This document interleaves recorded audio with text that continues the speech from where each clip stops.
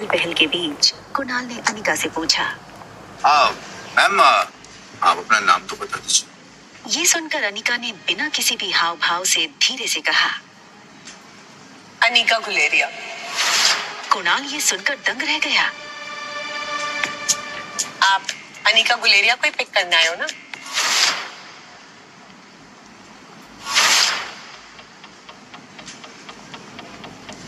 अरे वो उस मोटी को तो मैं टैक्सी में भेज दूंगा। एक काम करिए, आप दोनों मेरे साथ मेरी कार में चलिए, मैं ड्रॉप कर दूंगा आपको।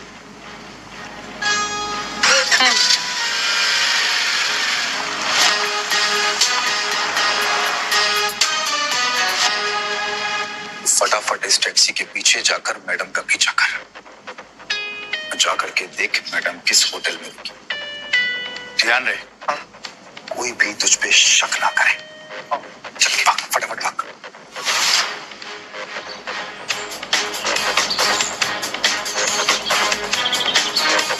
अगले 1 घंटे में अनिका की टैक्सी मनाली की सबसे बड़ी 5 स्टार होटल पैराडाइज इंटरनेशनल में दाखिल हुई। रुकिए। लेकिन उसका पीछा कर रहे राजू को होटल के मेन गेट पर ही रोक दिया।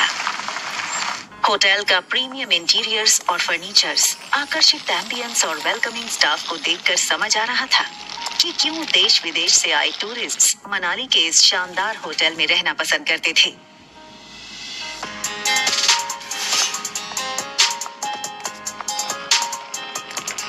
इस फ्लोर पे 2 ही रूम्स हैं। जी मैम, इस टॉप फ्लोर पे सिर्फ 2 ही लग्जरी अपार्टमेंट्स हैं। एक आपका और दूसरा हमारे होटल के मालिक रोहित मारवा सर का है। प्रेसिडेंशियल स्वीट एक काफी लग्जूरियस अपार्टमेंट था।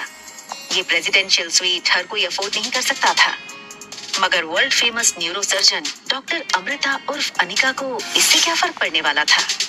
तुम चेंज करो, मैं आ रही।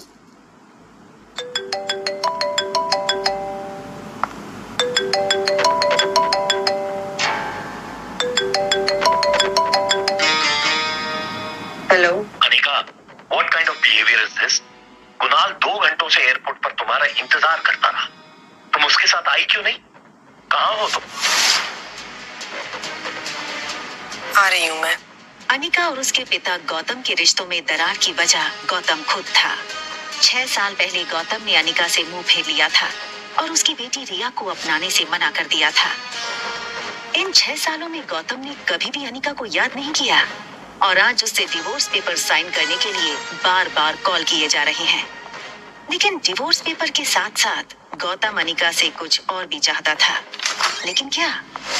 तभी अनिका के फोन पर उसकी असिस्टेंट राजलक्ष्मी का फोन आया। हेलो मैडम, आशा करती हूँ आपकी फ्लाइट सेफ और कंफर्टेबल रही होगी और आपकी नींद भी पूरी हुई होगी। अब ये बताओ, एक्टिंग करने के लिए फोन किया या कोई नई बात बताने के लिए? अरे फिर से वो बिजनेस टाइकून रोहित मारवा का मेल आया था। वो अपनी दादी माँ का इलाज देश की सबसे बड़े न्यूरो सर्जन डॉक्टर अमृता यानी आपसे करवाना चाहता है। इस वक्त वो मनाली में ही है। आप भी मनाली में हैं, तो मैंने सोचा क्या मैं अपॉइंटमेंट फिक्स कर दूं? नहीं नहीं, बिल्कुल नहीं। ये बड़े लोग अपने बड़े बुजुर्गों की चिंता का सिर्फ ढोंग करते हैं। इनका असली मकसद ना कुछ और ही होता है। बड़े बुजुर्गों की प्रॉपर्टी, उनका बिजनेस और पता नहीं क्या क्या। हमें इनसे दूरी रहना चाहिए। Okay, as you wish. वैसे एक बात बता दूं, मैंने सुना है कि रोहित मारवा की पर्सनालिटी काफी डैशिंग है। टॉल, डार्क, हैंडसम और इतनी कम उम्र में इतना बड़ा बिजनेस टाइकून। और अगर लाइफ में थोड़ा रोमांस आ ही जाता है तो इसमें क्या नुकसान है?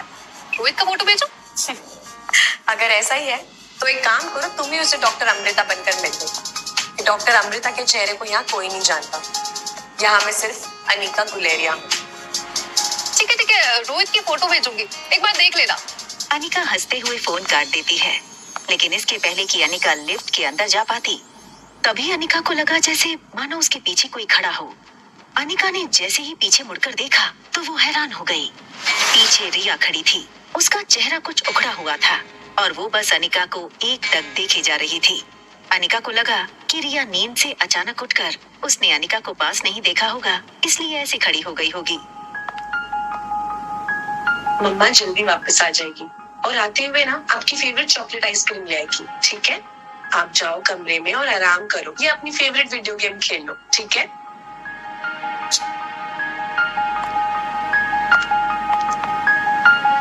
सीधा कमरे में ही जाना, okay? Mama loves you and she miss you a lot. बाहर जाने की जल्दी में अनिका एक बात भूल रही थी कि उसने अपने कमरे का दरवाजा बाहर से बंद किया था। फिर भी रिया रूम से बाहर कैसे आ गई थी?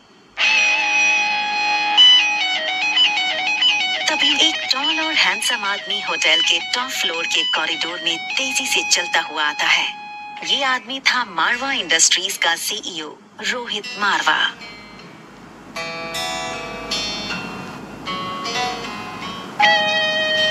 तुमसे कितनी बार कहा है कि बिना बताए रूम से बाहर मत निकला। मेरी बात सुनते क्यों नहीं आ रही? जिस लड़की को रिया समझकर कुछ ही पल पहले अनिका ने बात की थी, वो बच्चा रिया नहीं बल्कि आर्यन था।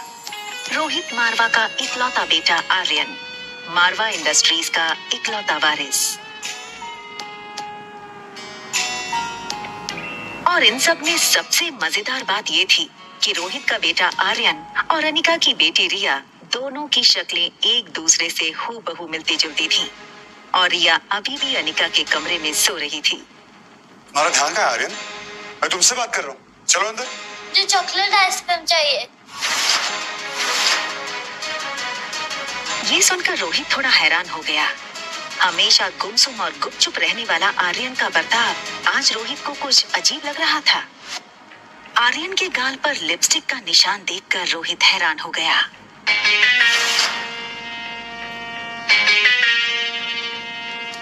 रोहित ने तुरंत सिक्योरिटी चीफ को फोन करके उसके रूम के बाहर का सीसीटीवी फुटेज तुरंत मंगवाया।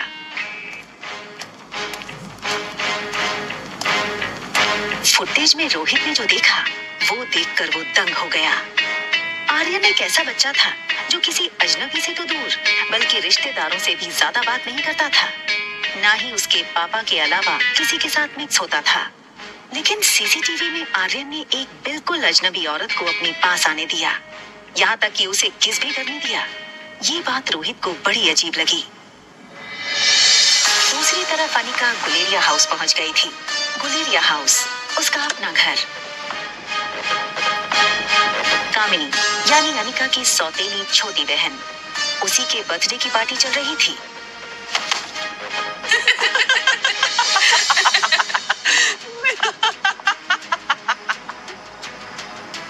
जैसे ही उस लड़की को अनिका ने देखा, उसे याद आया कि वो लड़की उसकी बुआ की बेटी प्रीति है। अगले साल मिस हिमाचल बनोगी और उसके बाद मिस इंडिया। क्या तुम अभी भी कहो कि तुम्हारी अनिका दीदी मुझसे ज्यादा खूबसूरत है? हाँ, अनिका दी सबसे ज्यादा सुंदर है। अच्छा, तो एक काम करते हैं, वोटिंग करते हैं। तो आप लोग वोट करोगे इस मोटी और मुझ में ज्यादा खूबसूरत कौन है? ठीक है? ये बात कहकर कामिनी ने अपने एक दोस्त से सिगरेट जलाने का लाइटर लिया और उससे अनिका की फोटो जला दी।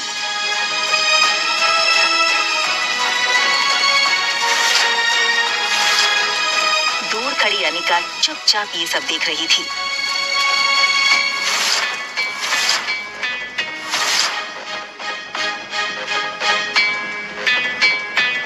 सो गाइस, आप वोटिंग के साथ तैयार हैं? तो बताओ मुझे कितने वोट? कामिनी, कामिनी, कामिनी, कामिनी, कामिनी, कामिनी, कामिनी, कामिनी। बेचारी प्रीति, सारे वोट्स तो मुझे ही मिल गए और तुम हार गई। चलो कोई बात नहीं, अब हार ही गई हो तो इसकी सजा तो मिलनी होगी। तो तुम्हारी सजा ये है कि तुम्हारी इस खूबसूरत मोटी दीदी की फोटो तो मैंने इस जूस के ग्लास में डाल दी। तो बस तुम्हें अब इसे पीना है। चलो। दिन की अनिका को बचपन में छोटी बुआ से ही माँ का प्यार मिला था और प्रीति मानो अनिका की कजन नहीं बल्कि सगी छोटी बहन हो। अनिका दी, हाँ?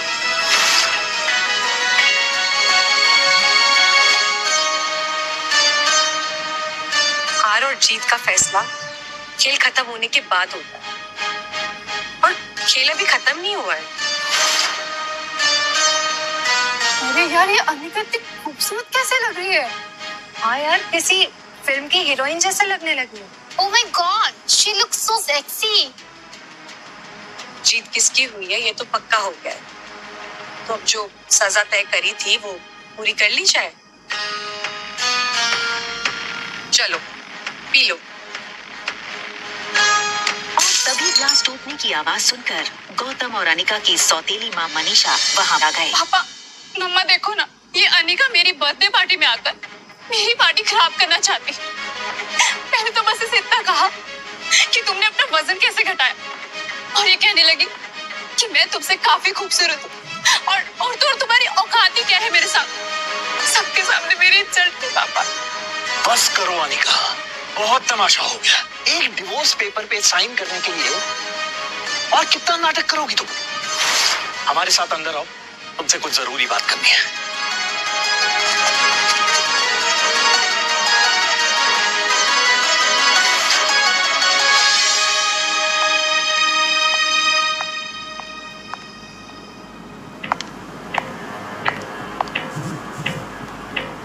6 साल बाद अपनी बेटी से मिलने की कोई भी खुशी न जताते हुए वो सीधे मुद्दे की बात करना शुरू करते हैं।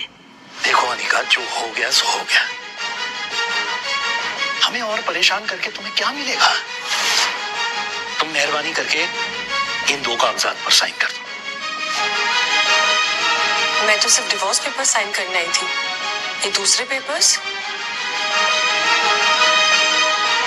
दरअसल तुमसे डिवोर्स लेने के बाद हम, यानी कि मैं और तुम्हारी नई माँ, ये चाहते हैं कि कुणाल और कामिनी की शादी हो जाए। कुणाल को भी इस शादी से कोई एतराज नहीं है और कामिनी तो पहले से ही कुणाल को चाहती थी। बस कुणाल के दादाजी की एक ही इच्छा है।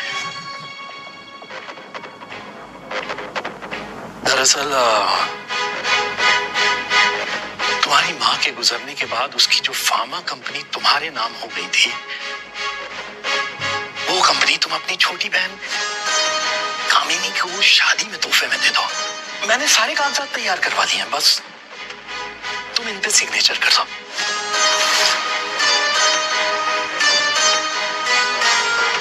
वो कभी सोच नहीं सकती थी कि डोगरा खानदान के साथ रिश्ता बनाए रखने के लिए उसके पापा इतना नीचे गिर सकते हैं।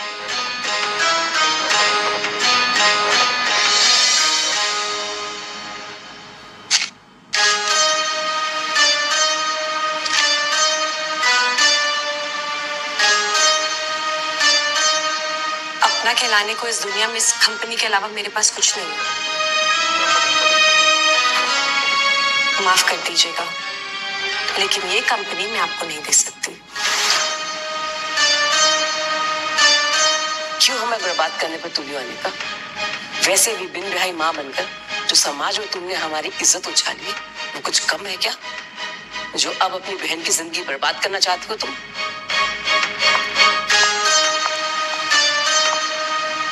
तुम्हें क्या लगता है कि अगर तुम कंपनी मेरे नाम नहीं करोगी तो कुणाल मुझसे शादी नहीं करेगा? वह मैं तुम्हारा। कुणाल मुझसे शादी इसलिए करना चाहता है क्योंकि वो मुझे पसंद करता है, ना कि तुम्हारी उस फैक्ट्री के लिए, जैसे उसे तुम्हारे साथ करनी पड़ी। लेकिन तुम ये सब नहीं देख सकती हो क्योंकि तुम मुझसे बचपन से ही चलती हो। कौन किससे जलता है ना, इसका नमूना तुम बाहर देख चुकी हो। बचपन में अनिका का फायदा हर कोई उठा ले जाता था। आज अनिका को इस तरह सबके अरमानों पर पानी फेरता हुआ देख सब लोग गहरे शौक में थे। समझती क्या हो अपने आप को?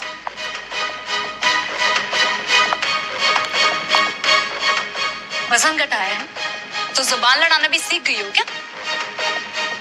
चाहे कुछ भी कह लो, मैं कल भी तुमसे ज्यादा खूबसूरत थी और हमेशा तुमसे ज्यादा खूबसूरत रहूंगी। दिखने में भी आगे और पढ़ने में भी आगे। कुछ ही सालों में मैं डॉक्टर बन जाऊंगी। मुझ जैसी लड़की को छोड़कर कुणाल तुम्हारे पास कभी वापस आ ही नहीं सकता। ठीक है, फिर एक और शर्त लगा ले।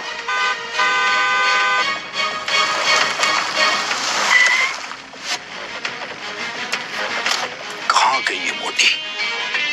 2 घंटा घंटा इसने मुझे एयरपोर्ट पे वेट कराया। अनिका, कहाँ हो तुम? क्या कुणाल अनिका को देख लेगा? आज तो इस मोची को नहीं छोड़ूंगा। अनिका, किधर है तू? 2 घंटा इसने मुझे एयरपोर्ट पे वेट कराया।